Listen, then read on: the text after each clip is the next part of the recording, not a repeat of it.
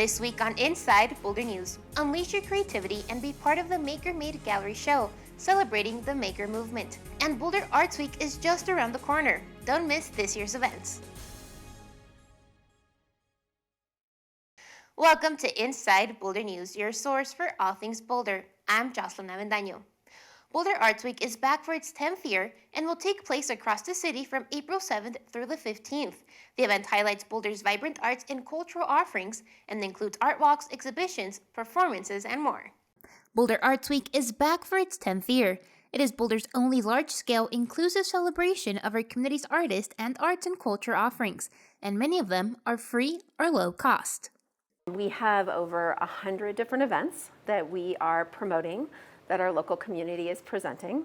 We have a whole variety of events, from exhibits to dance shows to theater shows to workshops and classes to panels.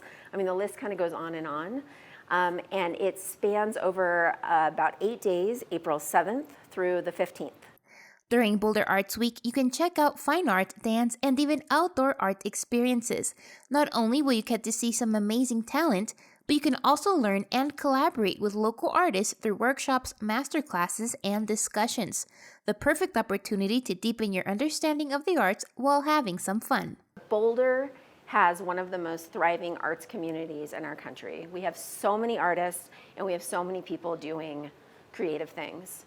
And the way that they keep doing creative things is by all of our community coming out and supporting them, supporting these events, paying for tickets to support these events, supporting them, supporting artists to keep them in our Boulder community. So whether you're a seasoned art enthusiast or just discovering your passion for creativity, there's something for everyone at Boulder Arts Week. Don't miss it April 7th through the 15th. More information is available at boulderartsweek.org. The City of Boulder's Older Adult Services and True Community Care hosted a Welcome Home Vietnam Veterans Day event on Thursday, March 30th at the East Boulder Agewell Center. During the event, True Community Care and the City of Boulder's Older Adult Services honored all veterans. The event included a pop-up Healing Warriors program, offering free acupuncture, craniosacral, and/or healing touch therapy for all veterans. Veterans of any era and service branch were also treated to a free lunch and were given the opportunity to engage in good conversation with fellow veterans. In addition, a Vietnam-era veteran commemorative pinning ceremony took place. Members of the American Legion Post 32 Honor Guard conducted the pinning, while City of Boulder Mayor Aaron Brockett delivered a speech. From the bottom of my heart, and personally for me, and on behalf of all of the residents of the City of Boulder, welcome home to you all. And thank you so much. You have all of our gratitude. Colorado established March 30th as Welcome Home Vietnam Veterans Day in 2021 as a tribute to the service and sacrifice of Vietnam veterans.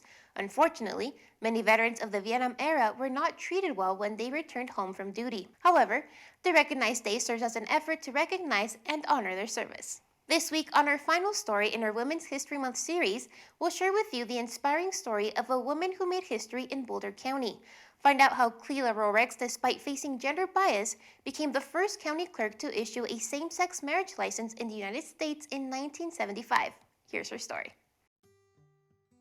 Clela Rorex was born in 1943, and she grew up in Steamboat Springs here in Colorado. She attended the University of Colorado in Boulder, and while there met her first husband, who went on to become a Navy officer. Clela and her family then lived on different naval bases for several years before they moved back to Boulder in 1971. After moving back to Boulder, she kind of quickly divorced her husband and began attending local meetings of the National Organization of Women. And through that became a very committed feminist and participant in the local women's liberation movement. She was invited to attend a local Democratic Party meeting where she learned that the county clerk position was coming up for election again, and that the Republican Party was planning to run a female candidate. Because of that, the Democratic leaders decided that the best way to win was to run a male candidate. And Cleela was very upset by this kind of blatant sexism and decided that she would run. She had general familiarity with the position, and again, just her commitment to having women in government. She decided to run in the 1974 election, and so was elected the county clerk in 1974 and began her office in 1975. Soon after taking office, she was approached by a female lesbian couple in Boulder who were curious as to whether they would be able to apply for a marriage license. But Cleela Rorix had not really ever heard of this. And so she asked the local district attorney whether it was legal in Colorado. He advised her that there wasn't any language in the law prohibiting licenses being issued to same-sex couples, and that ultimately it was up to Rorix whether she wanted to issue those licenses. Rorix decided that based on her stance of equality, she felt that she could not, in good conscience, discriminate against two couples of the same gender who wanted to marry. This was the first time that a state or a government official had knowingly issued a license to a same-sex couple. And as a result, there was a lot of national attention. She issued 5 more licenses to different same-sex couples. Even though she received a lot of homophobic letters, threats of violence, phone calls to her house in the middle of the night, she continued to stick to her principles of equality for all, and continued to issue those licenses until the state attorney general's office weighed in and stated that based on their reading of the law, these licenses, these marriages were not legal in Colorado. She felt that because of the persuasive authority of the Attorney General office,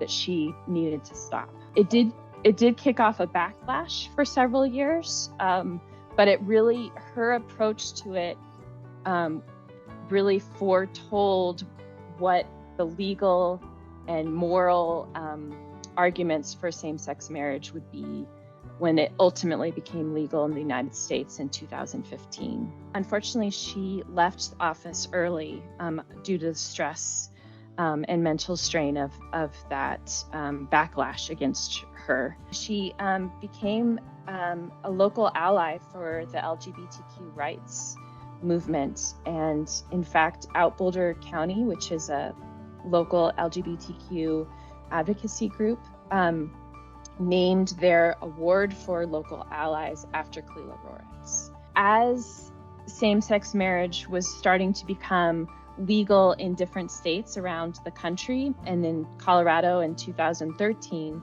she started officiating at these wedding ceremonies for gay and lesbian couples. Unfortunately, she passed away just this last summer in June of 2022.